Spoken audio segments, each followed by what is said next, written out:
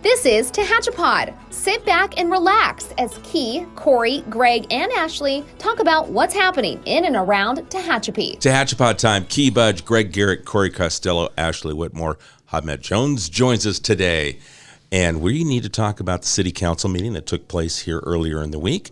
We took care of a little business, and it's time to update the folks on what happens at our meetings. Yeah, let's start with the fun stuff. Girl Scouts, obviously it's really important because it's an impression I hope that they remember for a lifetime, and these girls are future leaders and of our community. What took place on Monday goes back to last year in October, November, when the Girl Scouts wanted to meet the mayor, who was Phil Smith at the time. They came in and they did a whole Q&A with Mayor Smith. They asked him, Mayor Smith, will Tehachapi proclaim March 12th as National Girl Scouts Day in recognition of the 111th anniversary of the Girl Scouts? And we did. Yes, and we fulfilled that promise, and we did it through Mayor Michael Davies. So that was the first item that we did, and then what happened was I did a little research on our local Girl Scout Troop 8014. It's impressive with the things that they've done. They have an award-winning robotics team. Obviously, they sell Girl Scout cookies, but their community activism, their volunteerism really shines through. So we were able to recognize their acts of volunteerism, and we also invited Senator Shannon Grove, Assemblyman Vince Fong, Supervisor Zach Scrivener, if they would like to participate in that acknowledgement, and they did. They did. They brought certificates of recognition for all 11 girls, and it was a great time. Troop 8014 and their leaders attended the meeting, and we were able to honor them and thank them. They've been very involved in the community for quite some time, and they're an integral part of the fabric of our community. So thank you to Girl Scouts Troop 8014 and all the Girl Scouts across our nation. And what leaders, too. I mean, they talk about interaction during that meeting. You don't have kids that do that when they're around a bunch of adults, so you can see that they're really getting out in the community, and they're comfortable with that. The best was their interactions when Mayor Davies maybe mispronounced something, and he said, "Oh, sorry about that, girls." I'm like, three of them at the same time. That's okay. And I said, I want them at City Hall, so when we make a mistake, that's okay. It's like positive reinforcement, you know. You need them right outside your office, right door, outside the Corey, door. right? Yeah, It would be all day long. Darn it. I'd hear that all day long. Yeah, that's okay. And I'd feel good about myself. No, but their communication skills were top. Pretty amazing. You know, when I was that age, I was a face in the crowd. Yeah. And those girls, young women, are not. They're leaders. And they were listening. Mm-hmm. Not just there, they were actually actively engaged in listening to what was being presented. They stayed the whole meeting. They did. Which a lot of folks, after an honoring, don't, but they stayed the whole meeting. Yeah. So, and they didn't seem antsy, so that was great. Yeah, exactly. Yeah. And they sold Girl Scout cookies in the back, which was very important. And I saw people were eating Girl Scout cookies during the meeting, so I felt like I was in a movie theater or something, you know? That was me. Well, that's because it was the anticipation of what was going to come with our finance department. Right. There you go. And that next item of importance in talking about audits and just the checks and balances that go and take place here at City Hall. We had our auditor, Van Lant and Van Cannell, LLP, come and present our audits. So they're our independent auditor, and basically what I would take away from it is it was a clean audit. They also do a report on our internal controls. They did not cite any weaknesses in our internal controls. And again, overall, the city's finances are in great shape. Lots of positive things to take away from it. I think one of the impressive statements that he made was the city has very little debt. That's unusual. And highly unusual, and money in the bank. So, you know, I pride myself with a great team and people doing good work and a great city council. And one of the commitments I made to city council years ago was to build our reserves. And we've been doing that consistently every year. So, you know, it's a great story. It's the playbook, like we've talked about so many times, Key. I would encourage anybody, if you want to go over the numbers with us in any category, we'd be happy to do that. But the bottom line is, from 10,000 feet, our city is very healthy financially. There's some statements about some small details about, increase in revenues here and there and that sort of thing that was included in the report. It's been up the last couple of years, which is good. And so that shows a continued sort of healthy growth in our commerce, and that was one of the important highlights. And then, like Ahmed pointed out too, just the management aspect of it all. There isn't any deficiencies there in terms of our policies and how the money is spent and the controls in place. So that was obviously encouraging. Let's also kind of brag on our finance department, because this year, in the last just 3 or 4 months, 3 separate awards have come through for your department and your team. And let's talk about that. And I know it's based on the hard work that the team puts in. Yeah, we pride ourselves in trying to show the transparency and the best practices that we're following. And so there's 2 big organizations that most cities will do file for these awards for. So you have GFOA, that's the Government Finance Officers Association, and then you have CSMFO, that's the California Society of Municipal Finance Officers. So the city finance department, we have submitted for the Excellence in Financial Reporting Award. That's for our financial statement report. We've received that award for the last 4 years now. We just submitted that for the 5th year, so we're hoping to get that. And then the other 2 awards are for excellence in our budgeting report. So we've received that recently for our last budget for both GFOA and CSMFO.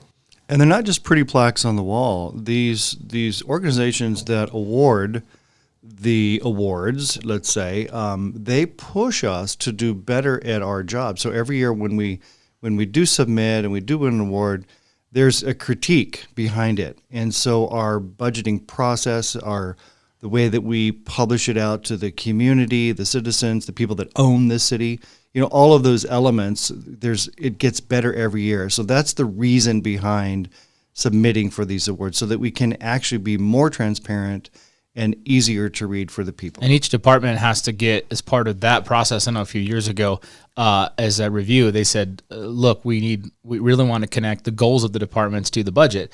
And I had a question the other day from somebody who said, does the city have a strategic plan? I said, yes, it's in the budget every single year, because every year we have to take each department, we all have to take our sort of goals and line them up to the budget. And so they speak to each other, and that's our strategic plan. And since we adopted in a 5-year rolling cycle anyway, that's our 5-year sort of strategic plan that comes through. And so it's updated annually as we look at that, and then it kind of speaks to 5 years down the road too. So that's kind of how we do your quote unquote strategic planning, is it's connected to the budget, and that's one of the best practices that they encourage. Greg, anything else that we wanted to talk about regarding the city council meeting? Most of the items, we took care of paying the bills. That was one of the regular things that we do. We did have Rob Ducro from Southern California Gas Yeah. Company. He came up to the mic, and he tried to explain how gas prices have spiked, what's going on. And the gas company, they actually buy gas on the open market, and they transfer it. They're a transportation company. So he made a comment about the gas prices going up and then coming back down. So I think the listeners should see more reasonable gas prices here as we move forward through the Yeah, I think, winter. did he quote like an 80% reduction on the 83% is open what market? he Yeah. said. Yeah, he said 83%. From January to the March. Yeah. bill, I think. And your bill's always a bit behind, so you might not see it in your next bill. I think you probably will see it in your next bill. I know there was 2 that were really high for a lot of folks, but that was when the price was at their peak, and then, of course, by the time it's delivered and that sort of thing and you use it, it reflects an older price. So it should be, moving forward. And there's a bunch of programs, too. He spoke to a small restaurant program, and actually just that evening I saw Kelsey's had posted on Instagram. They were, not struggling, but they said, gosh, we're paying bills as a small restaurant. Our natural gas bill has gone up $1,500 in the last 2 months, And so I reached out to Virginia and said, hey, there's a program that Rob Ducroy actually brought up for small restaurants. So we're trying to get those folks connected. And if you go to their website, actually, there's a lot of rebates and programs available. So if you're looking at, I need a new gas dryer, well, go to their website, because they've got opportunities to rebate a lot of those appliances you can buy directly from SoCal Gas on some of these places and get rebates. There's credits, there's thermostats. If you need a new Nest or something like that, thermostat, they've got rebates available for a lot of those things on their site, and a bunch of programs, whether it's a small business, whether it's bill assistance, that sort of thing. So there's quite a bit of information at SoCal Gas. Yeah, good to know. And if you need help navigating that, call Corey. Yeah. We're happy to help residents or businesses alike. Very good. And then also in the financial world, we set aside $1.3 million for emergency contingency funds. So the state of California, every year, there's a complex calculation on a certain amount of money that you must set aside for a rainy day, let's say, earthquake, fire, flood, COVID, whatever it happens to be. And so this year the number was 1.3 million. I'm kind of rounding it, but so that money is set aside and not to be touched unless there's an emergency. Let's hope we never have to touch it, but certainly it makes me feel good that we have a nice savings account for that emergency should it happen in the future. So that's required by the state? State law. Okay, and then every year that you have to maintain whatever, is it based on population, or where does the number, based on your annual budget, a percentage of it? Basically, our general fund, it's 2 months worth of our expenditures. Okay. And you subtract maybe certain capital projects and certain qualifying expenditures, but it's basically to have 2 months of operating reserves dedicated to emergencies. Every year, does that number, it just kind of fluctuates based on what the next upcoming budget is? Correct. So we will look at our general fund, what our expenditures were. We do the calculation each year and just adjust it. So for the previous year, it was a little over just 1.1 million. We had a little bit more expenditures, and so that number went up to 1.3 million. Okay. And you brought up the word population. I think it's important to touch on that real quick because that was part of the financial report.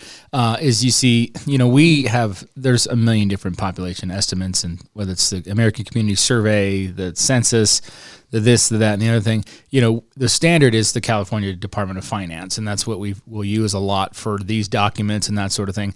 Well, since we did annex the prison many, many years ago, our population is, so when there was prison realignment, and now obviously with one yard closing and now a second yard slated to close, those population numbers are actually, so you might see the city's population going down because those inmates are no longer incarcerated there, and so our incorporated population is a little bit smaller. Obviously there's a lot of growth around the city, and there's more people moving here, and there has been some new home construction and that sort of thing in the city as well, but it's not quite outpacing the reduction in folks at the prison. So that's something I have to a lot of times explain to, whether it's a site selector or a potential investor, to like, well, you lost 2% of your population. I'm like, no, let me explain how that works. So that's the thing. It is and of course, us being a trade area that's quite large, we kind of experience the growth of other communities around us. But yeah, the population reduction is not because no one moves to Tehachapi. It's because the prison is actually, taking in less folks these days. It's downsizing. Yes, exactly. Okay. So, And then we have unmet transit needs. What does that mean? We had a public hearing. With our dial-a-ride, every year we have to have a public hearing, and as you know, you can reserve a ride or call and try to get it right. We charge $1 for seniors and youth and $2 for the general public. We have to pay for that, and it cost us about $72 for each rider every time they get on that bus, and even though we charge $1 or $2. So we have to have a public hearing every year, and we have to pay for that dial-a-ride service before we can get some of our street and roads money from the state of California. So it's a state law. We have to comply, and we had a public hearing on that. So we continue to provide the dial-a-ride service. Remember when dial-a-ride cost a dime? A dime? A dime. It was a dime to ride dial-a-ride when I was a kid because we'd use it actually a lot. Yeah. And it was a dime. And there was a little jar, right? And you walked in, it was a little, jar with a thing on the top, and you throw your dime in the jar, and that was it. That was dial-a-ride. Public ridership is going down. You talk about subways and buses and things like that. People are just not using public transit anymore. Yeah. I know a lot of people are working from home. Yeah, I know we were just recently at a conference, and the city of San Francisco was talking, and BART, Bay Area Rapid Transit, which is their train up there, and it's a huge commuter because a lot of folks can't afford to live in the city. They live outside in Richmond and Dublin and some of those communities further outside of the Bay Area, and they commute in. They take the BART. They said their trains were their ridership was I think it was 70% unoccupied, vacant, and BARTs used to be jammed, and it's 30% of the trains are full. That's it. 70% vacancy on the train. That's huge. That's a huge number. A lot of homeless people living on that train. Yeah. So that was we've seen that around, but there's folks that need the public transit, and I was a family when I was very young that we had limited cars, or they broke down and we didn't have the money or whatever, and so we relied on that to get to a few stops along the way. And so there's certain folks that certainly need it, and like Greg said, we have to fund that to get some other road money and improvement. So. And I know I get the opportunity to work with Sue from your department, and as we go through and trying to put together marketing plans and community outreach and share the information so the community knows how to access Dial-A-Ride. So it's an ongoing project that we work on. It's year round, and I know that Sue and I sit down and say, okay, how can we reach a little bit more of the community, or who aren't we reaching? So I know there's a lot of thought that goes into the entire program. you have a lot of checks and balances with that as well, just to meet the needs and fulfill the requirements of Dial-A-Ride. There are some costs to it, and sometimes our general fund does have to kick in a little bit of money to satisfy certain requirements. But again, that dollar amount, and actually the last few years we've been able to utilize some COVID-related grant funding to satisfy those requirements, and then in turn we're eligible to get over $600,000 in streets and roads funding. So all around, it's a positive a tool for both providing transit to our residents, as well as obtaining some critical funding for our streets and roads. Oh, I didn't realize that aspect of it. That I knew we were required to provide access to public transit, but then the state rewards you for fulfilling that requirement by giving you additional funds to help. Well, they reward you with your own money, right? Right. It's money Yeah. that's. But if you don't do it, you don't get it. That's right. We have to check this box before we can go to the next conversation, which is streets and road money. So that money is used to pay Southern California Edison to keep the streetlights illuminated at night. Right. That money is used to fill potholes or maybe repave a certain street. It's not a lot of money. $600,000 is a lot of money, don't get me wrong. But when you're talking about streets and roads, it's a small amount of money, but it helps us get to where we need to be every year. As the last couple of years, we've been repaving a lot of streets, a lot more than we have in the past, that's for sure. Yeah, and I think where I was going was to highlight that when we talk about public transit, and Greg, to your point, where people are using it less and less, we're still required to fulfill that for the public. Right. And then if we don't, then we don't have access to extra funds. So those that do have their car and say, I'll never use it. Well, you do get a benefit back because we're able to reacquire some of that tax money to help. Yeah, it's one of those things. It's like if you're, older and retired and you're paying taxes for school, right? Well, you may have had kids in the past, or, these things come and go, the ebb and flow of the tide. It's the society that has to work together to rise everybody up, right? Whether it's transit or education or recreation parks, all of those things matter. Some people say, well, I've never driven on that road. I don't need to pay for that road, or I don't want to have to pay for that pool, Well, it's the society that we're bringing together.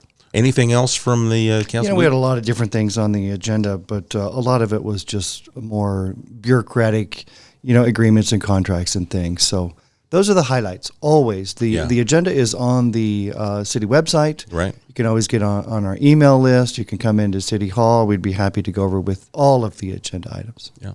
All right, Ashley, I'm going to throw you on the spot here. The airport. Is there anything that is going on at the airport that we can talk about? I mean, with the impact of the snow, the big snowstorms, you were able to send a photo from the antenna rock pile of what the airport looked like. And it's one of the assets that we have here in the city. I'm just kind of curious as to, did you get any feedback from our pilots and through the snowstorms? Our pilots are pretty good about knowing how things work, right? And knowing to wait just through the process, check their NOTAMs and everything. Those are our tenants that are here. Anybody that's asking for the airport to be plowed, that's coming from transient pilots that don't know that we, don't often get a snow like we just did. So we don't normally plow. So otherwise, no, our things were good. We had a little, flooding out there, which is pretty typical, and our public works department came out and helped us out. Got things flowing where it needed to flow. Only exciting news we have is we have a bid opening today, so that's exciting. I was wondering if you're going to bring that up. I wasn't sure. I was we're there. recording Wednesday morning. It's very early, by the way. But this morning at 10:30, we have a bid opening for a very large drainage and taxiway improvement project. So keep your fingers crossed, Key. We'll see. We may have good news or we may have not so good news, depending on the bid opening. So we put it out to bid. Contractors, there was a bid walk last week, 2 weeks ago. 2 weeks ago. And we'll see. When we open those envelopes, it's either good news or bad news. If it's good news, we'll recommend to the city council we move forward. If it's not so good news, we may fall back and figure out what to do. Right now, it's so hard to figure out what's going on in the construction world, with employees and the price of oil and all these things that are just fluctuating every day. And we pay more because of our distance from a lot of those contractors. Right, and we have to pay prevailing wage, which is, a lot more than the normal, the average guy. if you're going to build something. Well, So- and if it turns out good, this won't just be the biggest grant we've received, I believe, for the airport, but I think Well, it's citywide. it is the biggest grant we will have Yeah, received. $7 citywide. million. 7.6. We talk about a bid opening. So bids come in, they remain sealed. We have no idea what's There's in a these very envelopes. precise process, very legal, precise process. So Andrew Norton, our engineer, will at 10:30 the contractors will show up. All the envelopes are opened at the same time at the steps of City Hall. The public is welcome. The contractors again are always there, and we open them and read them and look at them. And at that point, we have a perceived winner, but obviously there's lots of paper behind that. They have to have bonding and insurance, all kinds of things must take place. And we also have to check that bid is legitimate in terms of like they can deliver it, because it goes to the lowest one. Well, if someone comes in and they're $3 million lower than the other people, the bids are reviewed, and it's like, and then if someone could come in and they reviewed and go, there's no way they're going to build this project with $3 million. It's a drainage and taxiway Yeah. improvement. I left the drainage out. Yeah. That's not going to work. So we make sure the bids are actually responsive to, and then that's then accepted and sent to the council and recommended for approval. So even sometimes, the lowest person, there's still a process after that just to make sure that everything that they came out is, legit and responsive, and they can actually build what they say they can build. I just love the part of it, the fact we actually go out on the steps of City Hall. Yeah. And those that made the bids, or maybe they didn't make a bid, but they get to come and see the public opening process. And then everything is revealed right there. I think that's pretty cool. It's kind of like one of those old movies that you'd watch. Oh, that doesn't happen anymore. But it really does. Yeah. And that's a part of the process. It's a public, transparent process. Usually there, I'm standing in the wings just watching and listening and taking notes mentally, thinking, okay, well, this, that, and this, that. But it's fun. It's I just love the fact that it really happens the way, from the historical thing that we talk about, from the steps of City Hall. Yeah, we still use the steps of City Hall. So, Key, you had no idea we were going to go down this road, did you? No. When you Well, asked I thought you about it. did. I was wondering. Yeah, I just It gets Ashley even- looked at me like, it gets yeah. even older than that. I mean, if it gets even older than that. If two bids are tied, they duel in the street for the Is winner. that what they do? And then we're like, Okay. both these bids are the same. All right, then it's a gentleman's duel in the street. Now we're going back to the movie, the flashback to an old Right, movie, exactly. black and white. Okay, all right. Well, and let's just kind of recap with the storm that came through. We had Public Works and our police department were very busy. Well, in we had- preparation for what may occur. I'm really excited because we were able to provide public safety and public service. So the Tehachapi Police Department and the Tehachapi Public Works Department, they worked a lot of hours during that week and a half period. We're able to fund that because our budget is healthy, right? We had a spike in, paying employee salaries. Yeah, standby. But it's overtime. really, I'm glad to do it because we kept the streets clean and open. We were able to, somebody called 911. We could get there, So it's part of that whole healthy budget, healthy city process, behind the scenes, things that are happening that the public doesn't necessarily know or need to know or want to know. And certainly we're just there for the people of the city of Tehachapi. So With those type of events, I want to mention that Caltrans and the Highway Patrol are the ones that make the decision on whether or not Highway 58 stays open. and 202. And 202. It's not something that we get to throw our 2 cents in. It's their decision. They make the safety call and they decide to close it or not. And then the impacts that trickle back, those that are caught here in Tehachapi that are passing through, and those that live here that can't get out, and those that are working and that can't get back home. It's not our call, but we try to make everything here in town run as smoothly as if the freeways were open. Right. People can get around town. And there's a ripple effect to that too. We were out there, we saw, I think Caltrans had announced they weren't going to open the road until noon the next day, and there were still people sitting on East Tehachapi Boulevard in the intersection lined up like they're going to get on the freeway in 10 minutes. And it was a disaster. The road was all blocked up. About 20 minutes later, the Tehachapi Police Department sent out like 3 officers, and they just pretty much closed the intersection, told everybody, get off the road. Right. You're not going anywhere. Go park. You're blocking traffic. This road isn't going to open for at least another 12 hours, 24 hours at the time. So, there's a lot of ripple effect to make sure that those are, we'll assist with some of those closures in town to make sure people aren't trying to line up and get down the freeways and block traffic, or clean it up if we have to.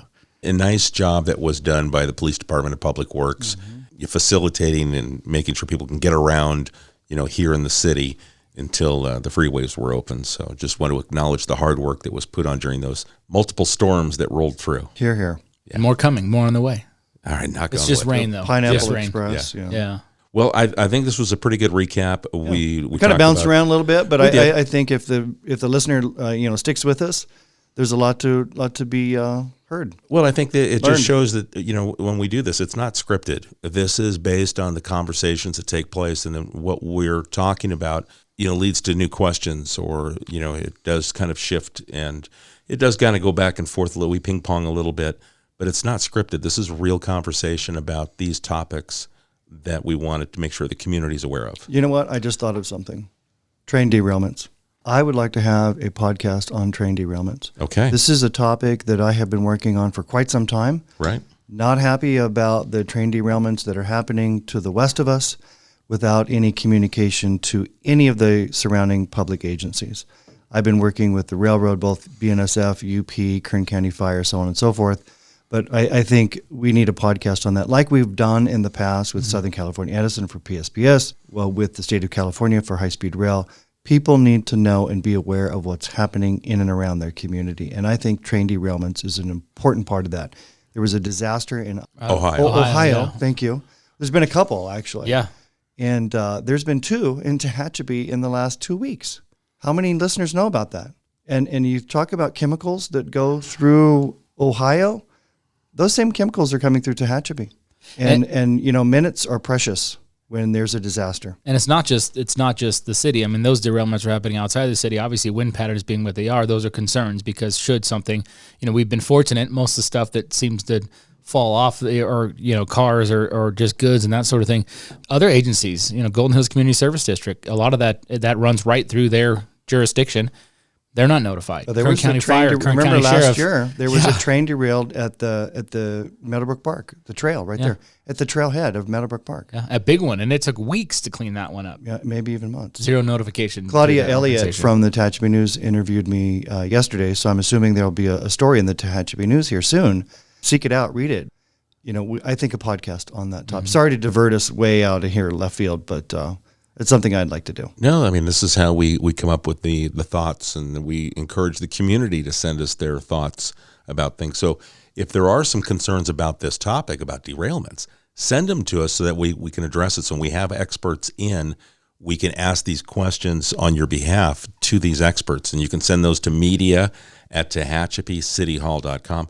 All right. Anything else that we want to I think we're good. Thank you, Keith. Yeah, I think we covered a lot of ground, a lot of different topics. Mm-hmm. Hamid, thank you very much for stepping away from your team to come in here and share this, because I think it's important that we touch base on budget, our transparency, and also acknowledge your team for the hard work they put in and the awards that they get for that hard work. Thank you. Appreciate it. Thanks for having me. And keep your job one more year. As long as you get that. No, it's next a year. group effort. We have lots of people. Our books are transparent as heck. Yeah. All right, folks, media@TehachapiCityHall.com. Send us your thoughts and questions, and we'll feature them on a future episode right here on Tehachapod. Tehachapod is a conversation about Tehachapi, featuring the community members who make this such a special place to call home. If you have a question or a thought you'd like to share, email media@TehachapiCityHall.com.